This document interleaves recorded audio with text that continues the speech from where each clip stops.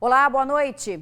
Cai o número de cidades em risco extremo para a transmissão da Covid-19. Antes eram 42 cidades, agora são 30. Já o número de cidades em risco alto subiu de 34 para 39. E 9 cidades estão em risco moderado para a transmissão da doença. Mas a Grande Vitória continua em risco extremo para o coronavírus. Por isso, as restrições no comércio continuam, viu? A única mudança acontece na semana que vem devido ao feriado. Quem tem os detalhes ao vivo sobre esta mudança pra gente é o nosso repórter Yuri Demuner. Boa noite, Yuri. Isabela, boa noite para você, boa noite para quem está em casa. É isso mesmo, as atividades econômicas continuam com restrições aqui na Grande Vitória, mas o feriado da próxima quarta-feira, como você disse, trouxe uma pequena mudança. O comércio de rua e os shoppings, que podem abrir 3 vezes na semana, 3 dias no risco extremo, na semana que vem estão liberados para funcionar na terça-feira, na quinta-feira e também na sexta-feira. Normalmente o funcionamento é de quarta a sexta, mas por causa do feriado e também para não prejudicar o comerciante, o governo decidiu liberar a terça, aí pula a quarta, volta na quinta e na sexta-feira. Os horários continuam os mesmos. O comércio de rua de 10 às 18 e os shoppings podem abrir de meio-dia até às 20 horas. Agora vamos falar um pouquinho do transporte coletivo. A regra continua igual. No sábado, no domingo e no feriado, não tem ônibus circulando para a população em geral, só para os funcionários da saúde. Nos outros dias, os dias úteis, o transporte volta ao normal, circulando aí na Grande Vitória para todo mundo. Essas medidas mais rígidas aqui no Espírito Santo já completam um mês e, segundo o governo do estado, a ocupação dos leitos de UTI está um pouco acima dos 91%, mas o número de mortes vem caindo, é um sinal positivo, sinal de que as regras estão funcionando. O governador apresentou um gráfico com os números. Vamos ver. A média de óbitos chegou a 60 óbitos por dia, na média de 14 dias. Mas eu vou mostrar um dado também que é um bom sinal. Um bom sinal é um bom sinal em termos de número, não é bom sinal com relação ao número de óbitos, que é grande, é exagerado, é demais. O Brasil vive o epicentro da doença no mundo. É o Brasil que vive e a situação do Espírito Santo é a situação que nós estamos apresentando aí. Tá? Então, se você contar a semana epidemiológica, os cientistas e os estudiosos gostam de contar esses dados por semana epidemiológica. A última semana ali, a de número 15, é a semana que nós estamos, que ainda tem o dia de hoje para ser lançado e o dia de amanhã, que é sábado. Aí domingo começa uma outra semana epidemiológica. Sem ser essa semana, na penúltima semana, ali deu que número ali? 465 óbitos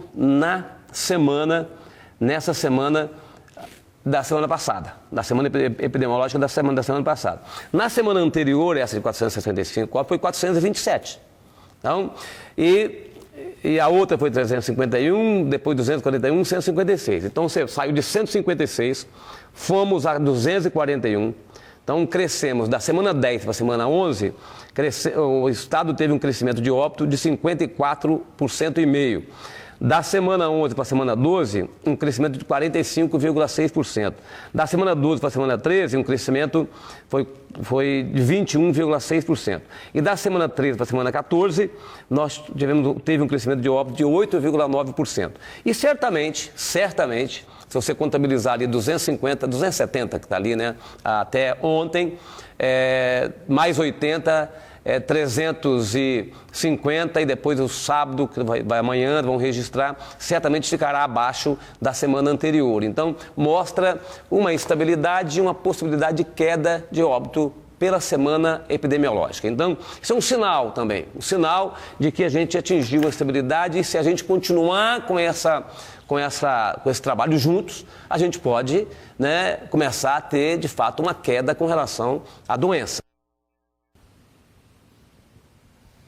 Infelizmente, são números alarmantes ainda, gente? Vamos continuar um pouquinho as atualizações aqui nas cidades em risco alto, por exemplo, que é o caso de algumas cidades do interior do estado. Nesses municípios, o comércio pode funcionar de segunda a sábado seguindo todos os protocolos de segurança dentro do horário permitido também. E também tem novidade na área da educação para essas cidades em risco alto, que não é o caso da Grande Vitória. O governo liberou o atendimento individual aos alunos. Os professores podem marcar um horário com cada aluno, com um aluno, para aplicar algum conteúdo, tirar alguma dúvida, mas tudo tem que ser bem rapidinho e sem a presença de mais estudantes ali na sala de aula. E uma última informação que vale para todo o estado é que os postos de combustíveis passam a ser atividade essencial no Espírito Santo e não tem mais restrições para o funcionamento, nem de dia, nem de horário. São essas as informações principais do pronunciamento do governador Renato Casagrande de hoje e no mais é aquilo que a gente já vem falando há um ano. A mesma chatice, uma chatice necessária. Usa máscara, usa álcool em gel, não aglomera de forma nenhuma, porque a gente precisa vencer essa pandemia. Uma chatice necessária, né, Isabela, que a gente está sempre falando, mas que é fundamental para a gente vencer essa pandemia. Eu volto com você no estúdio.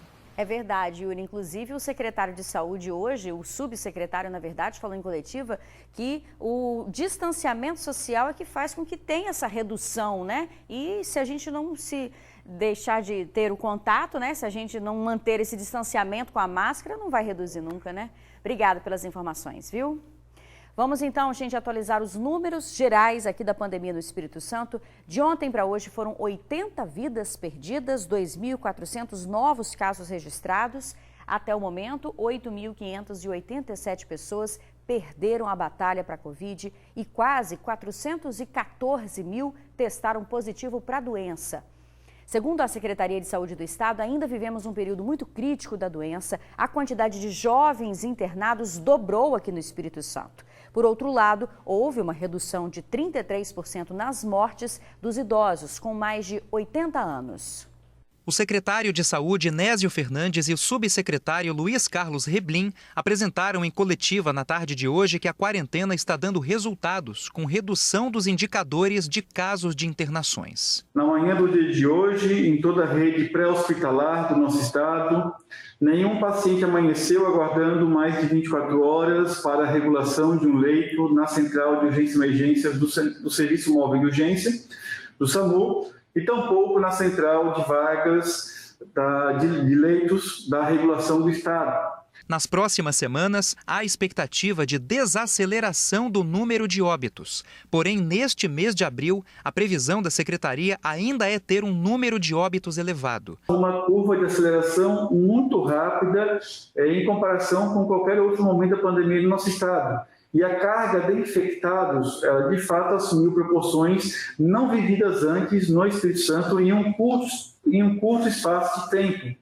Nós temos um aumento da infecção em jovens e também da participação de jovens nas internações hospitalares. O secretário mencionou que já há uma redução de 33% dos óbitos hospitalares entre pacientes de 80 anos para cima, internados em hospitais públicos, comparando com os dados a partir do dia 1º de fevereiro. Ainda em patamares superiores a 400 óbitos por semana, o que levará o mês de abril a ser um mês de um profundo luto da família capixaba, onde toda a sociedade precisa compreender a importância de preservar o respeito à dimensão da pandemia neste momento no nosso estado. Há também previsão de expansão do número de leitos, com capacidade de suportar possíveis novos aumentos do número de casos. Essa expansão será feita em parceria com a iniciativa privada. Sobre os kits de intubação, a crise atinge a indústria nacional. Mesmo assim, segundo o secretário, o estado não está sofrendo uma crise grave na falta de insumos e medicamentos. O estado vai receber doação de medicamentos do kit de intubação. As medidas adotadas pelo estado, tanto de compras quanto as ações judiciais adotadas junto com a Procuradoria-Geral do Estado, têm garantido que os hospitais estatais tenham um suprimento adequado de medicamentos do kit de intubação.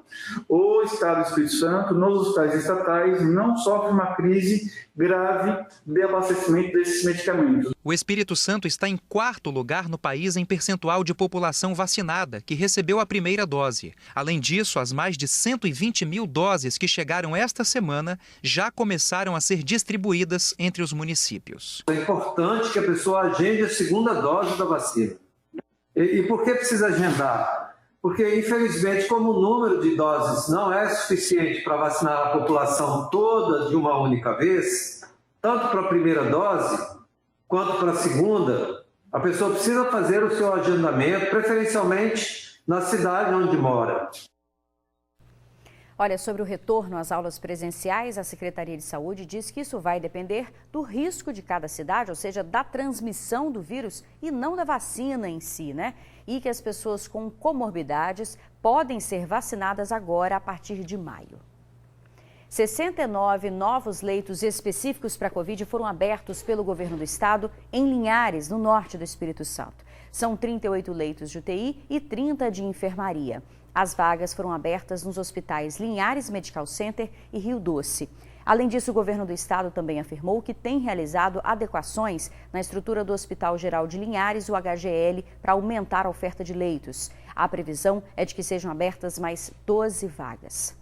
Vamos ver então como é que está a ocupação geral de leitos de UTI aqui no Espírito Santo. Hoje a gente tem aqui nessa tabela, está em 91,53%. Aqui na Grande Vitória é maior, viu? Está em 95,4%. Nas demais regiões oscila entre 83% e 89% de ocupação. Amanhã, gente, sábado, é dia de vacinação contra a Covid-19 aqui na Grande Vitória. A capital abriu agendamento hoje à tarde, com 5.320 vagas. A Serra ofertou 6.280 e Vila Velha mais de 11.400 vagas. Todas são para vacinação da primeira dose de idosos com 60 anos ou mais. Esse andamento da vacinação acontece porque hoje chegaram 124.700 doses de vacinas contra o coronavírus. Cariacica recebeu 8.000 doses. Na casa da dona Ivanir, teve até mutirão para conseguir agendar a vacina. Eu só coloquei só uns 5, 6, quase que não consegue, mas conseguiu. E depois de algumas tentativas, aqui está ela, tomando a segunda dose. Eu sei que ainda a gente tem que ter todos os cuidados, né? Já a dona Áurea não conseguiu agendar pelo site e foi pessoalmente até a unidade de saúde fazer o agendamento. E não é que deu certo? De alívio, né? Como que é alívio? Tá bom, é bom. Chegou a hora e foi rápido. Eles são umas pessoas eficientes, as pessoas bacanas, então tudo dá certo, né? Mesmo em pequenos passos, a vacinação da população capixaba está caminhando. Cada vez mais pessoas estão sendo imunizadas. Está muito atrasada, né? Já deve ter tomado já. Agora eu não sei o dia que vai ser a segunda, né? Nesta sexta-feira, o estado recebeu mais uma remessa com cerca de 124.000 doses. Assim que chegaram, as doses foram distribuídas para cada município. E alguns, como foi o caso de Cariacica, já abriram novos agendamentos. A partir de amanhã, nós vamos ter mais de 17 unidades de saúde aberta para esse público e mais 5 pontos externos para vacinar idosos acima de 60 anos, segunda dose de idosos acima de 70 anos e para a segunda dose de trabalhador de saúde. O município de Cariacica recebeu mais 8.000 doses dessa nova remessa. Essas vacinas vão dar continuidade à imunização das pessoas acima de 60 anos e dos profissionais de saúde e segurança. A previsão é que na próxima segunda-feira abra um novo agendamento. Então, tem que ficar atento ao site da prefeitura. Seu Adeir é taxista e trabalha há mais de 20 anos. E só parou porque pegou a Covid-19. Agora, tomando a vacina, ele se sente mais aliviado e seguro para trabalhar. Nós taxistas, motoristas de ônibus, pessoas que vivem mais na população, já teriam que ter vacinado já, né? Eu perdi muitos colegas meus que às vezes se tivessem usado essa vacina, não teria perdido eles, né? Só em Cariacica, mais de 52.000 pessoas já foram vacinadas. E o seu Lauro é uma delas. Tomou hoje a segunda dose e está feliz da vida. É o V da vitória. E a vitória para mim é Jesus. Então tá feliz, está tomando a segunda dose, encerrando esse ciclo. Aleluia! Esse aí tomou uma dose de alegria também, né?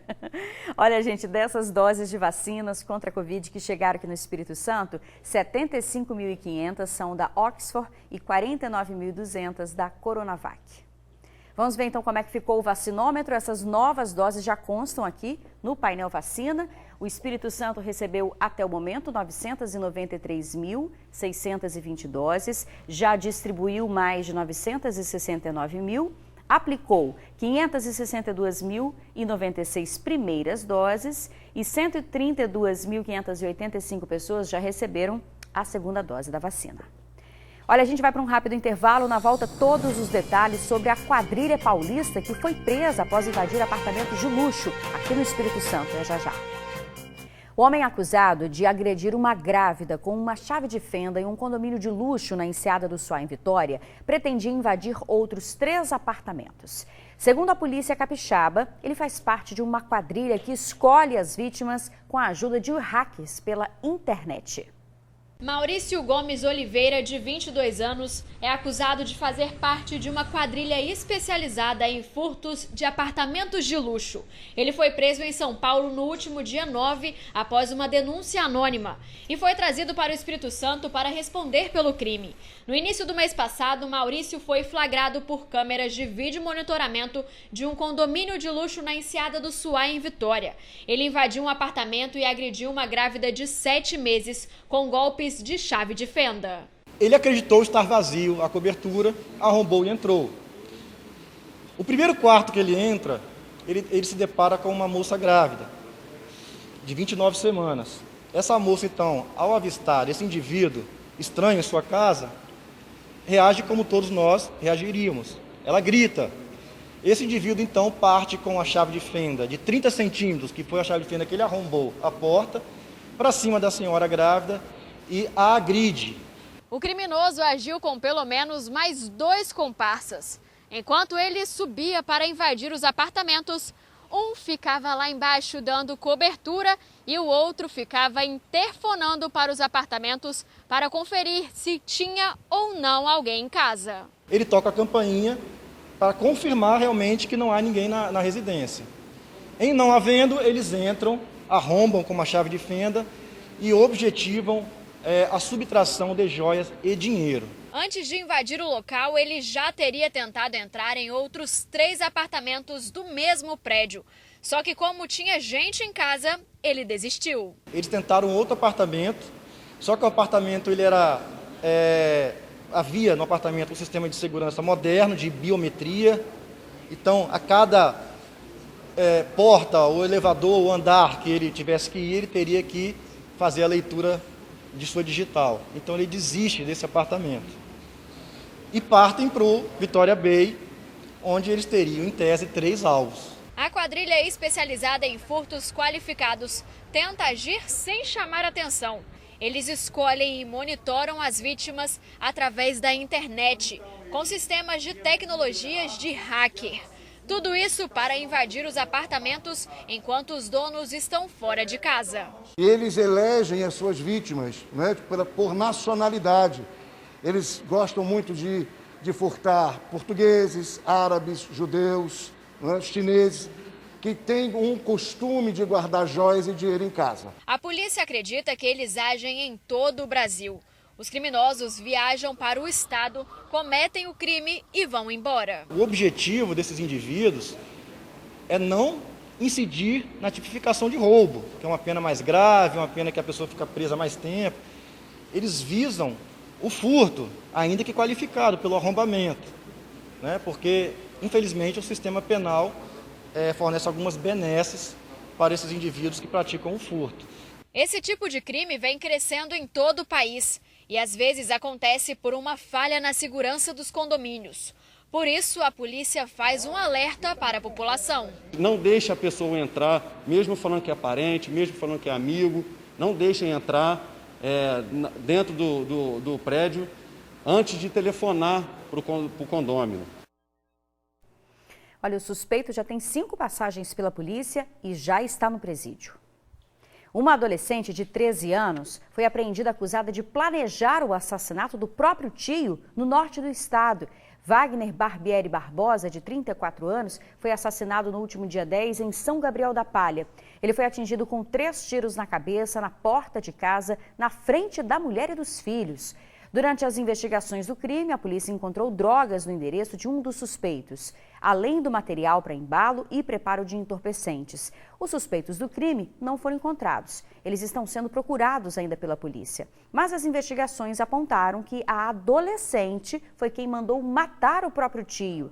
O delegado responsável pelo caso, o Dr. Rafael Calimã, falou sobre o que poderia ter motivado o crime. Vamos ver. Durante as investigações, apuramos que a sobrinha de Wagner não estava muito contente com o controle que ele exercia sobre ela. E ela acabava repassando esse descontentamento para o namorado, o namoradinho que ela arrumou.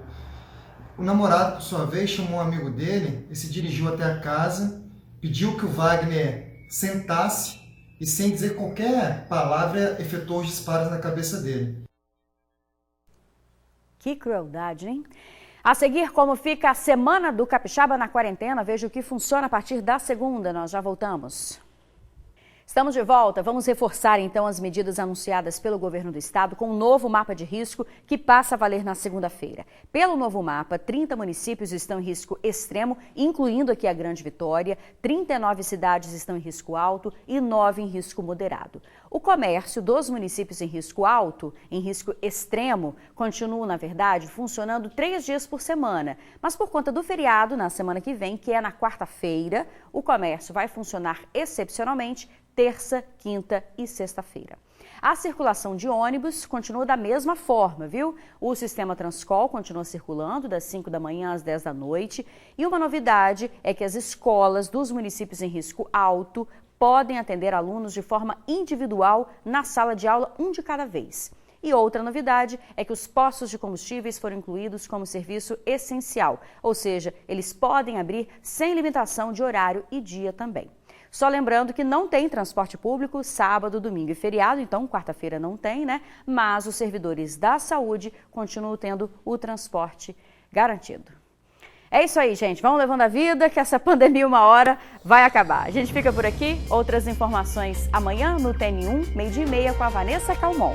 Uma boa noite para você. Até segunda-feira.